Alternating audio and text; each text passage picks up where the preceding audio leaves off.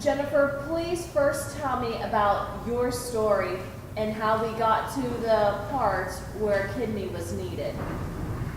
Well, when I was 4 years old, I was diagnosed with type 1 diabetes. I was insulin dependent, and I started giving my own shots when I was 5. So I don't remember too much of life before having diabetes.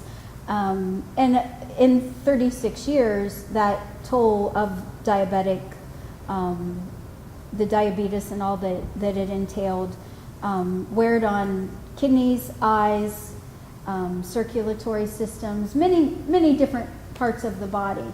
Unfortunately, the kidneys, after I had a car accident in '02, totally shut down, and I was on dialysis for about 4 treatments after that. Then the kidneys actually started reproducing again. So there was a little bit of kidney damage done at the time of the accident, but the main process was the 36 years of diabetes.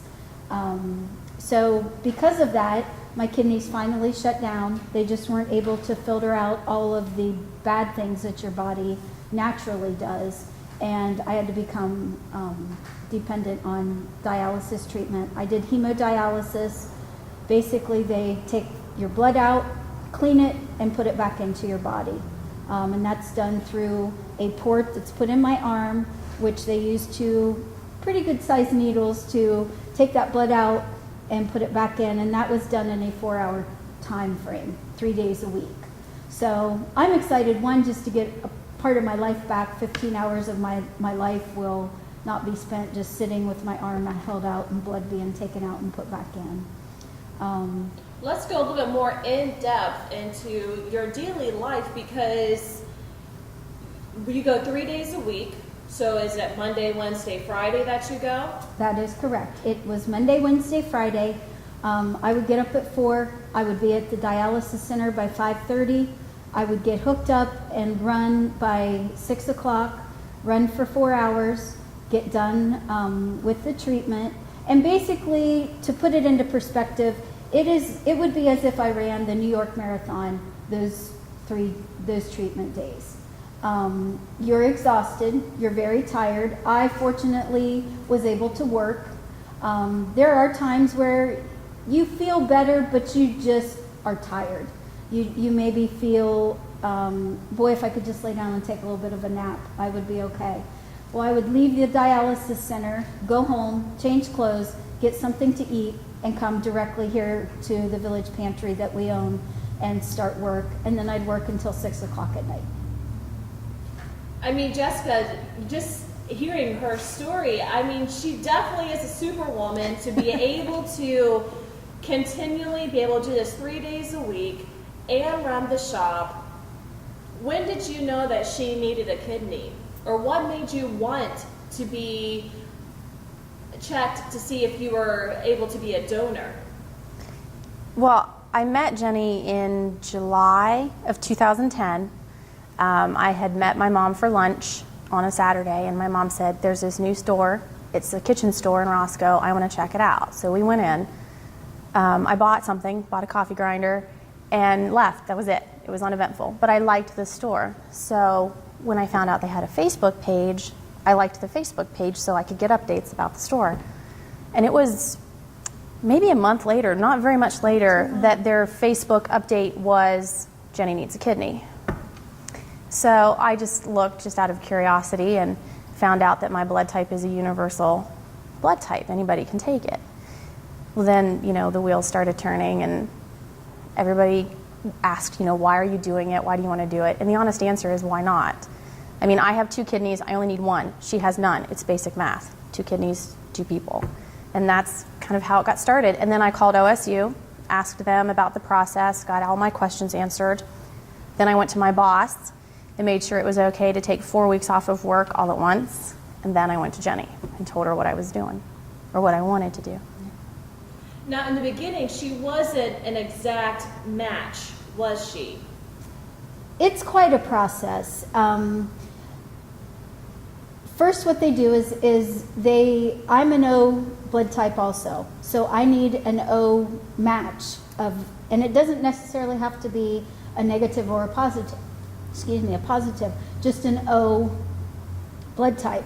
Then they will start more in-depth matching antibodies, tissue typing, a lot of different things in that respect. It's very, very complicated DNA-wise. What happened was, yes, we matched because we're both O, but because of the previous transplant, had a lot of antibodies built up in my body.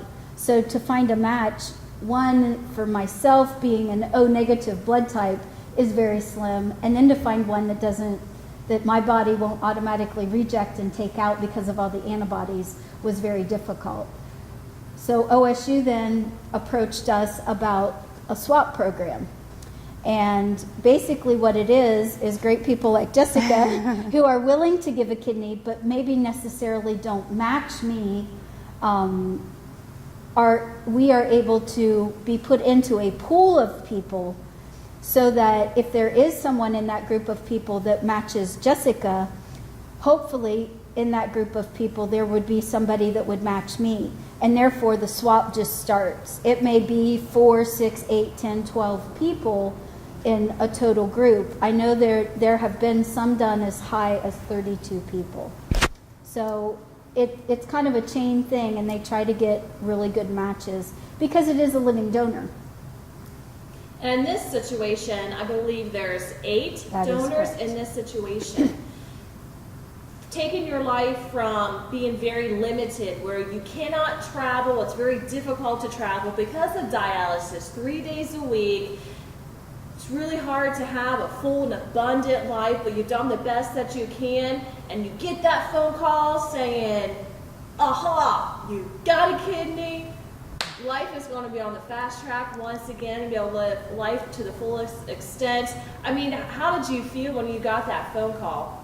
It's very bittersweet. When I got the phone call from OSU, they called and said, we're still doing some testing. We can't confirm that it is a match, but it's looking, first they put everything on paper.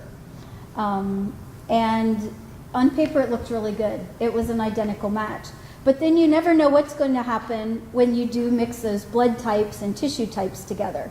So that was the next hurdle. It kind of goes in steps, and you kind of have to jump hurdles to get over certain things. When OSU called me, they said, listen, we found a potential match. Everything looks really good on paper, but we're in the process of doing the blood typing, and we'll see how things come out. So then it's a hurry up and wait type situation.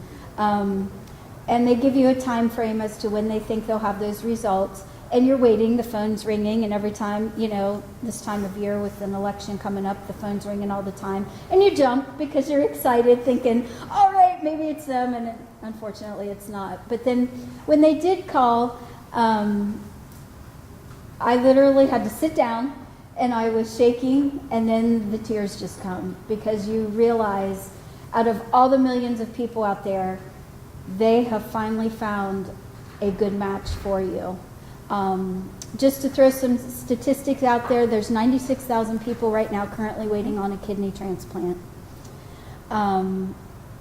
When you have a live donor, your chances of success are 30% greater, simply because they don't have to worry about what kind of trauma happened during the death to the organ. I, already having a kidney and pancreas transplant back in '06, am immunosuppressed, which is a great risk when you first get an organ, because they aren't quite sure what your body's going to do to a foreign object, which also increases my chances right off the bat. So in the grand scheme of things, not only is it just incredible that they found a match, but my chances of success this time are so much better. Also, with a living donor, you can schedule the time for the surgery when it is convenient for all parties involved. They can make sure that you're healthy, that you've been healthy, that you haven't been sick, that there's a lot of blood work done to make sure all your chemical makeup of your body is in good condition to accept the transplant at that time. And what a lot of people aren't aware of is you don't have to die to be a donor.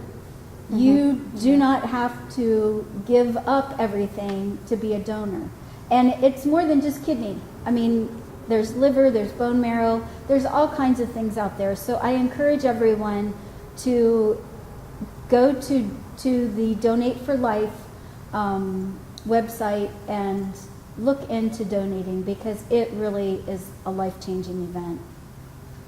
How long is the surgery for this kidney transplant? The actual surgery, depending, can be 6 to 8 hours for the actual surgery. The receiver of the kidney will immediately be put into isolation.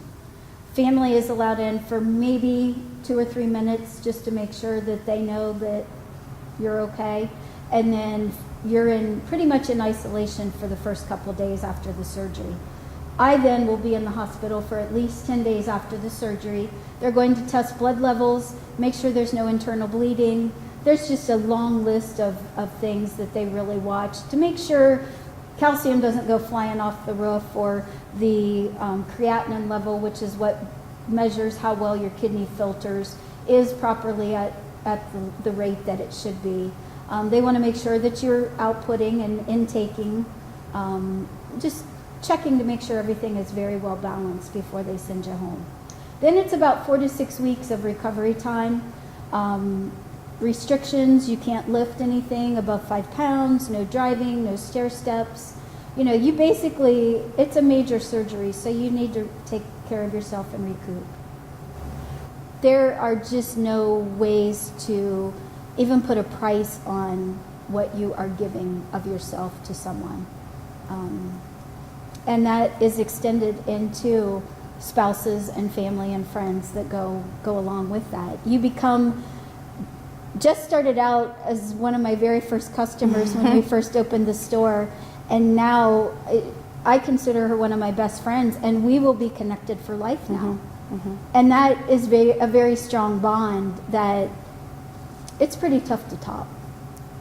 It's pretty tough to explain, too. Yeah, it is. It really is. I mean, there's just a connection there. And for someone on my end of it to come forth and say, I am willing to give a part of myself so that you can live a better life, what is that? How do you even just start to describe that? That, you know, I grew up as a Christian, and that's like something from God. And that's kind of the way that I look at it, is somewhere along the big scheme of things, God puts these peoples on the earth. And yeah, there are a lot of crummy, nasty people out there, but I'll tell you what, there's a lot of great people out there too.